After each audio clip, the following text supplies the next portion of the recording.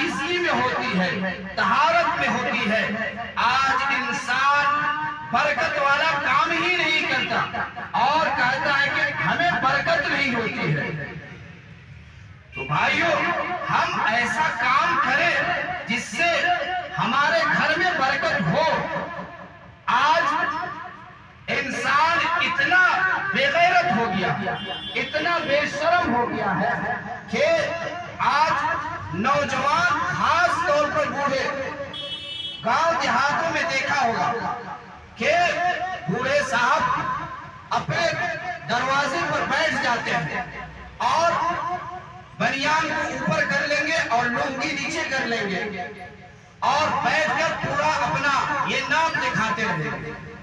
یہ کتنی بے شرمی ہے کہ جو چیز ہمیں چھپانا ہے، جو ہمارے لیے ستر عورت ہے، اس کو بھی نہیں چھپا رہے اور یہ ثابت کرنا چاہتے ہیں کہ آج کے فرعون ہم ہیں۔ آج ہم فرعونوں کی طرف بیٹھ کر یہ ثابت کرتے ہیں، ناپ کھول لیے بیٹھ گئے، نہ کوئی شرم ہے، نہ گھر میں بال بچے کا شرم ہے، نہ بہو کا، نہ پردہ دار عورتوں کا، بلکہ بے شرمی کی طرف بیٹھے ہوئے ہیں۔ یہ شریعت نہیں کہتا، شریعت ایک پاکیزہ ہے، شریعت ایک مہذب ہے، اس کا نام شریعت ہے۔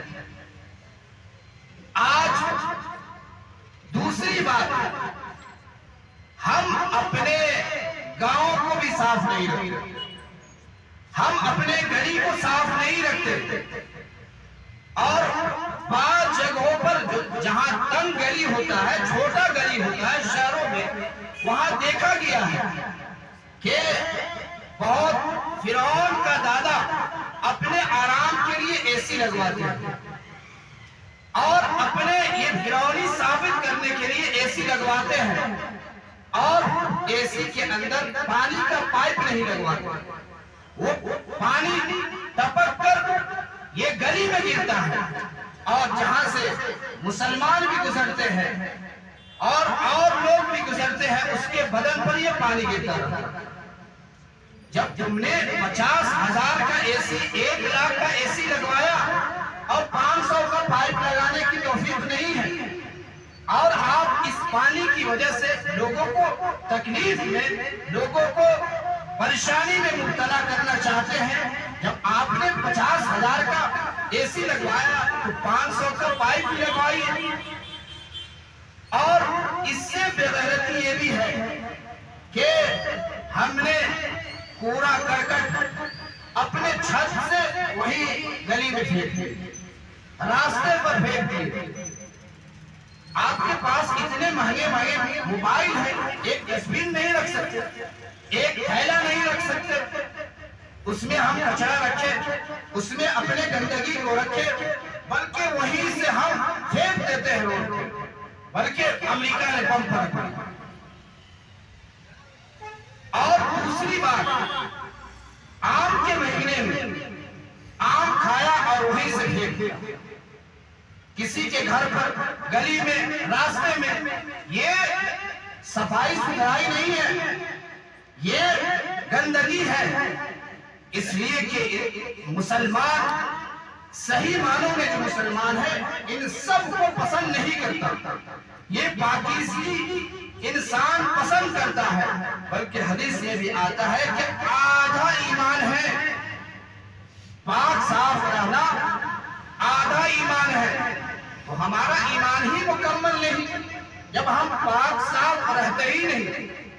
اور دوسری بات یہ بھی ہے کہ آج ہمارے گھر پر کوئی نیتا آ جائے تو یہ سمجھتا ہے، اگر چائے پینے آ گیا تو سمجھتا ہے کہ ہمارے پاس جبرائیل آ گئے، ہمارے پاس جبرائیل آ گئے، اور اس سے کبھی یہ نہیں کہتا کہ ہمارے گلی میں صاف صفائی کیوں نہیں ہے، بلکہ غیروں کے محلے میں چلے جائیے، وہاں صاف ستھرا ہوگا، وہاں کچرا نہیں ہوگا، لیکن مسلمانوں کے محلے میں چلے جائے وہاں ادھر کچرا لگا ہوا ہے، نالی کا کچرا نکال کر اوپر رکھ دیا گیا، آپ جس کو ووٹ دیتے ہیں، جس کو جتاتے ہیں، اس سے یہ مطالبہ کرے کہ یہ صاف کیوں نہیں ہے، یہ گلی صاف کیوں نہیں ہو رہا ہے، یہ سڑک کیوں نہیں بن رہا ہے۔ اس کے بنا پر ہم کسی کو ووٹ دیں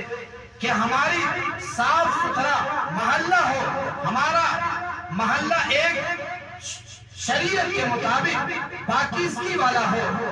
آج یہ مطالبہ کوئی نہیں کرتا، اور یہی نیتا لوگوں کو دیکھیں گے کہ اگر کوئی ہندو کا تہوار ہے یا ایک جو میلہ نکلتا ہے، کئی دنوں تک روڈ کو جام کر دیتا ہے، اور اس میں یہ مسلمان نیتا جا کر پھل دے کر یا کوئی چیز لے کر فوٹو کھنچواتا ہے کہ ہم ان کی خدمت کر رہے ہیں، ہم ان کے سہولت کے لیے، ہم ان کے کھانے پینے کے لیے مہیا کر رہے ہیں۔ تو آپ یہ کیوں نہیں کہتے کہ ہمارا دین ہمارے لیے، ہم بھائی بھائی ہے، ٹھیک ہے، لیکن لکم دینکم ولی دین، ہمارا دین ہمارے لیے، تمہارا دین تمہارے لیے، تمہارا دینی مسئلہ تمہارے ساتھ، ہمارا دینی مسئلہ ہمارے ساتھ، ہم تمہارے دینی مسئلے میں شریک نہیں ہو سکتے۔ لیکن آج نہیں کہتا، آج کہے گا تو ٹکٹ کٹ جائے گا، اور یہ سمجھتا ہے کہ اللہ وہ ہے، اس کے لیے وہ خدا ہے۔ ٹکٹ کٹ جانا، یہ کہا تمہارا وہ خدا ہے، ٹکٹ کاٹ دے گا۔ آج کوئی یہ باتوں پر اس کا چرچا نہیں کرتا۔ تو ہم تو ایک پاکیزہ، ہم ایک مہذب انسان ہے، ہمارے لیے صاف ستھرا رہنا کتنا ضروری ہے، اتنا ضروری ہے جتنا ہمارے لیے کھانا پینا ضروری ہے۔ انسان کو ہر وقت پاک صاف رہنا چاہیے، انسان باوضو سوئے، انسان ہر وقت پاک رہے، لیکن آج 50% مسلمان ناپاک رہتے ہیں، اور ناپاک کی وجہ کیا ہے؟ وہ غسل نہیں کرتے، اور نہ ان کو غسل کرنے کا طریقہ معلوم ہے۔ جب تک ہم پاک نہیں رہیں گے، ہم کوئی کام نہیں کر سکتے۔ ہم پاک نہیں رہیں گے تو ہمارے لیے کوئی عبادت نہیں ہوگی، نہ ہم قرآن پڑھ سکتے ہیں، نہ ہم نماز پڑھ سکتے ہیں، نہ ہم کتاب کو چھو سکتے ہیں، نہ ہم مسجد میں داخل ہو سکتے ہیں، نہ ہم کسی جنازے میں شریک ہو سکتے ہیں۔ اسلام نے کہا کہ پاکیزگی کو اختیار کرو، اور ہم ناپاک رہتے ہیں۔ مسلمان اور ناپاک یہ بہت ہی آسمان و زمین کا فرق ہے۔ ایک غیر مسلم کہتا ہے کہ ہم نے اسلاموں کو پڑھا، ہم نے اسلام کے متعلق پڑھا، لیکن اسلام کچھ اور کہتا ہے اور مسلمانوں کا کردار کچھ اور بتاتا ہے۔ اسلام اور مسلمانوں میں بہت فرق ہے۔ اسلام تو کچھ اور بتاتا ہے، لیکن مسلمانوں کا آج کا طور طریقہ کچھ اور ہے۔ اس لیے ہم اور آپ جتنا ہو سکے ہم اپنے گھر کا نالی روڈ پر نہ بہائے، بلکہ جہاں نالی ہے اس میں کریں۔ ہم روڈ گھر کا گندا پانی لا کر روڈ پر ڈال دیتے ہیں، ہم گھر سے کوڑا کرکٹ لا کر روڈ پر ڈال دیتے ہیں، بلکہ اس سے اور بے غیرتی، اس میں ہم سب شامل ہیں، ہم بھی شامل ہیں کہ ابھی آپ دیکھیں گے جب نیچے اتریں گے دیکھیں گے کہ ہمارے چپل کا کیا حال ہے۔ یہی پاکیزگی ہے۔ شریعت نے ایک مہذب طریقہ بتایا ہے کہ ہم چپل کو بھی ایک طریقے سے رکھیں، لیکن چپل بھی اول جلول، ادھر کا ادھر، الٹا پلٹا، سب چپل رہتا ہے۔ تو یہ ہمارے لیے بھی یہ بھی بہت بڑی بے غیرتی ہے کہ ہم اللہ کے گھر میں عبادت کے لیے آتے ہیں اور ہمارا چپل بھی صحیح ڈھنگ کا نہیں، ہمارا چپل رکھنے کا بھی طریقہ صحیح نہیں. ہم ایسے بھاگتے ہیں جیسے کہ ہم کسی جیل سے نکل کر بھاگتے ہیں. اور دوسری بات کہ ہم اور آپ جو وضو کرتے ہیں وضو کا طریقہ ہی معلوم نہیں. یہ تو تھا پاکیزگی سے پاک صاف رہنے سے متعلق. اب ہمیں وضو کا طریقہ، وضو میں کتنے فرائض ہے، وضو میں کتنے چیزیں ہمارے لیے ضروری ہے، یہ ہر شخص کو بہت جاننا ضروری ہے. جب تک ہم اس کو نہیں جانیں گے، جب تک ہمارے اندر یہ نالج نہیں ہوگا، ہمارے اندر اس کی علم نہیں ہوگا، اس وقت تک ہم وضو نہیں بنا سکتے. اللہ تعالیٰ نے قرآن میں فرمایا یا ایھا الذین آمنوا اذا قمتم الی الصلاۃ فاغسلوا وجوہکم وایدیکم الی المرافق. اے مسلمانوں، اے ایمان والو، جب تم نماز پڑھنے کا ارادہ کرو، جب تم نماز پڑھنے کا ارادہ کرو تو سب سے پہلا کام یہ ہے کہ تم اپنے چہرے کو دھو لو. تم اپنے چہرے کو دھو لو. اب چہرہ کہاں سے کہاں دھونا؟ تو پیشانی کے بالوں سے جہاں یہ بال نکلتا ہے وہاں سے لے کر ٹھوٹی کے نیچے تک، یہاں تک ایک کان کے لو سے لے کر دوسرے کان کے لو تک یہ جو ہڈی نکلا ہوا ہے یہاں سے لے کر یہاں تک پورا چہرہ دھونا، یہ ایک فرض ہوا، یہ ایک فرض ہے. دوسرا فرض، دونوں ہاتھ کے انگلیوں سمیت یہ جو ہڈی نکلی ہوئی ہے یہ بھی داخل ہے، یہاں تک دھوئے کہ انگلیوں سمیت دونوں ہاتھ دھونا. یہ دو فرض ہوئے. اب تیسرا فرض چوتھائی سر کا مسح کرنا. اب چوتھائی سر کتنا ہوتا ہے؟ اگر ہم سر کو 4 حصہ کریں، ایک حصہ میں اگر ہم نے ہاتھ ایسے رکھ دیا تو یہ فرضیت ثابت ہو جائے گا، یہ آپ کا وضو ہو جائے گا. اور اس میں بھی اختلاف ہے. امام احمد ابن حنبل رحمت اللہ علیہ کہتے ہیں کہ اگر ہم نے ایک انگلی بھی رکھ لیا تو یہ مسح ہو جائے گا. لیکن احناف کے یہاں کم سے کم چوتھائی، 4 حص میں ایک حص پر مسح کرنا فرض ہے. اور چوتھا نمبر دونوں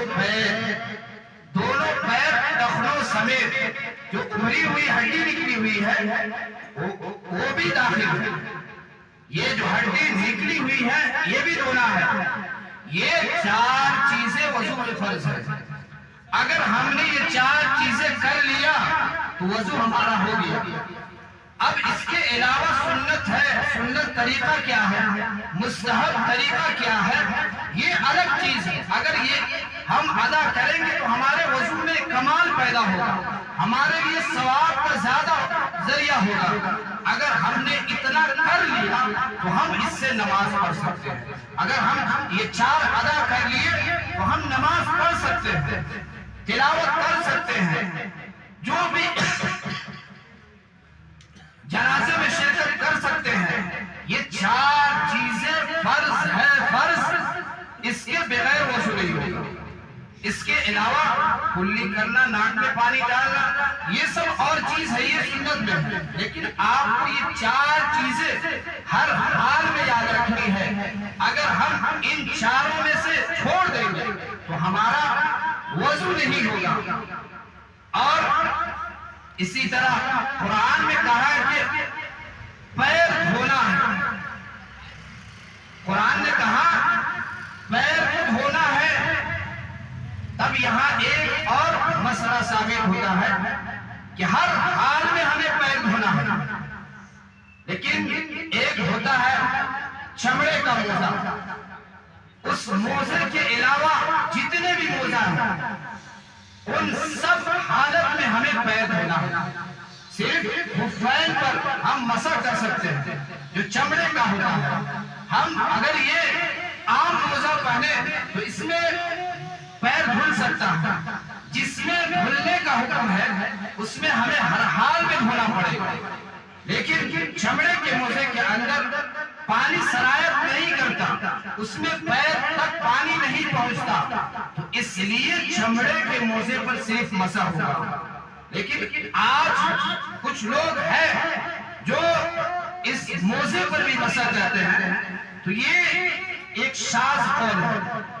اس پر احناف نے یا کسی امام نے فتویٰ نہیں دیا. چاروں امام میں سے کوئی اس کے قائل نہیں ہے کہ ہم یہ اونی موزے پر مسح کریں یا عام موزے پر مسح کریں. اس میں چاروں امام کے نزدیک نہیں ہے. ایک شاذ قول ہے اکا دکا, اسی قول کو لے کر بعض سلفی حضرات موزے پر مسح کرتے ہیں. بلکہ بعض مدینے کے اندر بھی سلفی حضرات ہیں, وہ اسی شاذ قول کی وجہ سے وہ اس موزے پر مسح کرتے ہیں. لیکن اس میں چاروں امام میں سے کوئی اس کے قائل نہیں ہے. اس لیے ہمارے یہاں صرف یہی ہے کہ ہم صرف اور صرف چمڑے کے موزے پر مسح کریں. اس کے علاوہ جتنے موزے ہیں اس پر ہمارے یہاں مسح درست نہیں ہے. تو اللہ تعالیٰ سے دعا کرے کہ اللہ تعالیٰ ہم سب کو پاکیزگی اختیار کرنے والا, صاف ستھرا رہنے والا, اپنے گھر بار کو, اپنے دکان کو, اپنے جہاں بھی رہتے ہیں اس جگہ کو ہمیں صاف ستھرا رکھنے والا